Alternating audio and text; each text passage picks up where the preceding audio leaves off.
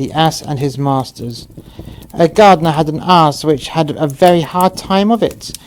With what scantily food, heavy loads, and constant beatings, the ass therefore begged Jupiter to take him away from the gardener and hand him over to another master. So Jupiter sent Mercury to the gardener to bid him sell the ass to a potter, which he did. But the ass was discontented as ever, for he had to work harder than before. So he begged Jupiter for a second time, and Jupiter very obligingly arranged that he should be sold to a tanner. But when the ass saw what his new master's trade was, he cried in despair, "Why wasn't I content to serve either of my former masters, hard as I had to work, and badly as I was treated? For they would have buried me decently.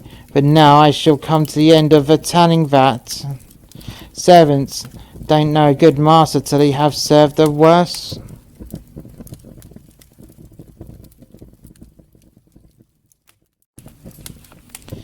The pack ass and the wild ass and the lion. A wild ass saw a packing ass jogging along under a heavy load, and taunted him with the condition of slavery, which he lived in these words: "What a vile lot is yours compared with mine! I am free as the air, and never do a stroke of work, and as for fodder, I have only to go to the hills, and find far more than enough for my needs. But you depend on your master for food, and he makes you carry heavy loads every day, and beats you unmercifully." At that moment a lion appeared on the scene, and made no attempt to molest the pack-ass, owing to the presence of the driver, but he fell upon the wild ass. He had no one to protect him, and without more ado, a meal of him. There is no use being your own master, unless you can stand up for yourself. The ant. Ants were once men, and made their living by tilling the soil, but not content with the results of their own work. They were always casting longing eyes upon the crops and fruits of their neighbours, which they stole whenever they got a chance, and added to their own store. At last their covetousness made Jupiter so angry that he changed them into ants.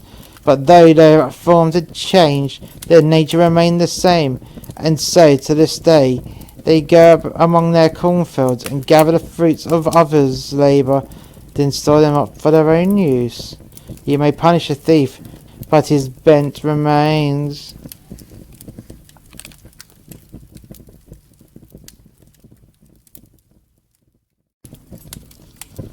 The frogs and the well.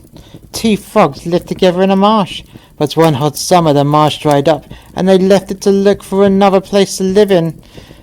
For frogs like damp places, if they can get them. By and by they came to a deep well, and one of them looked down into it and said to the other, "This looks like a nice cool place. Let us jump in and settle here." But the other, who had a wiser head on his shoulders, replied, "Not so fast, my friend. Suppose this well dried up like the marsh. How should we get out again? Think twice before you act."